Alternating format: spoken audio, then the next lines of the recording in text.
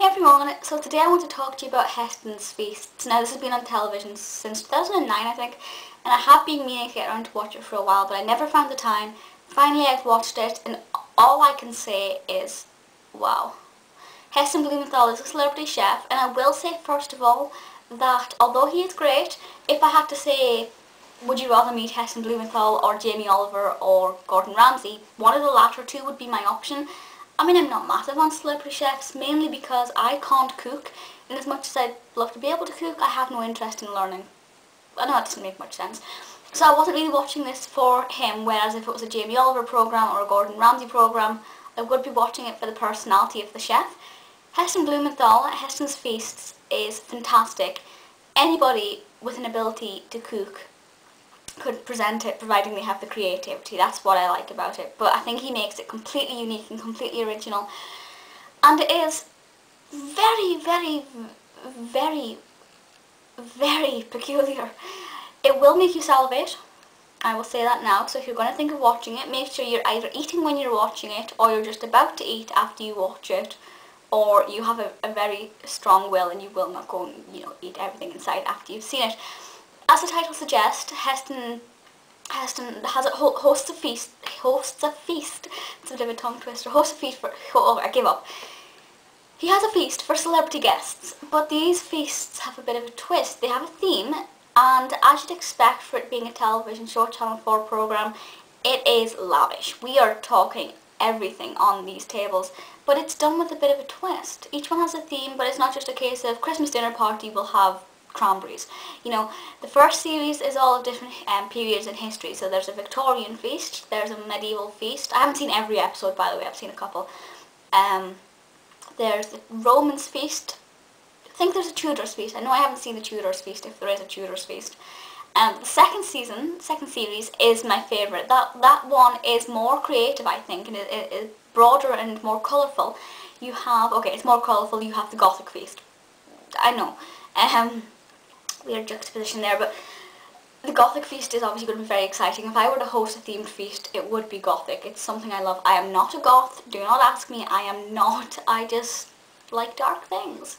But I'm very happy and sunny, as you can clearly see.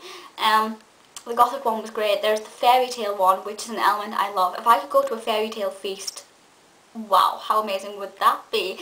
But my favourite out of them all was his chocolate factory one, where he basically recreated all of the highlights from Willy Wonka and the Chocolate Factory, Roald Dahl's story. Yes, he had lickable wallpaper. Can you imagine getting an invite, your agent says, would you like to go on Heston's Feasts? And you think, I have no work for a couple of months, yeah, I'll give it a go, it can't be that bad. And you turn up in your suit, and then they go, right, lick my wallpaper. How crazy would that be? It didn't quite work like that, I don't think, but it's pretty surreal and it's absolutely fantastic. Can you imagine that? How much fun would that be to turn up to a feast? You're an adult and everything is sweet, everything is chocolate, everything on your plate is chocolate. It's absolutely fantastic. The programme itself is really well edited. They spend plenty of time on the guests, plenty of time on the creation and the development of the feasts, kind of going back and forth between the two, and then you see the final outcomes and your heart is beating and your mouth you're drooling and you're just like, I want chocolate. It is fantastic. I'd love to go to a proper kind of chocolate factory adventure. Oh, how amazing would that be? I'm hungry. Yeah, but it is sensational, and it's one of the most interesting things ever.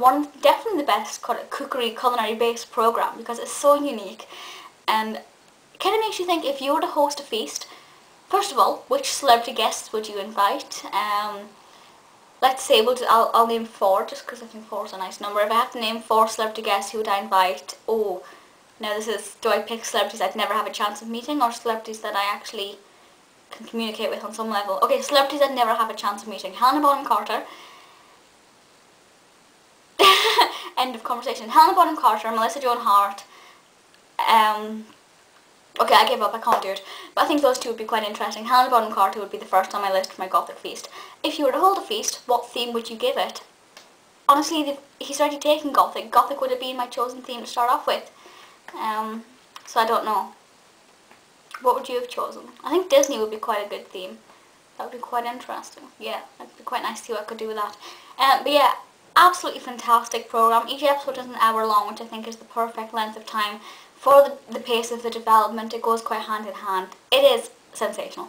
The episodes are on 4OD and also 4OD on YouTube. They've uploaded them. I don't know if 4OD on YouTube is worldwide or just UK. Give it a check. I'm not sure. I can't tell you, I'm afraid. But it is phenomenal. I'm getting so hungry. Let me know your thoughts on Heston's Feasts, and I'll see you all next time. Bye.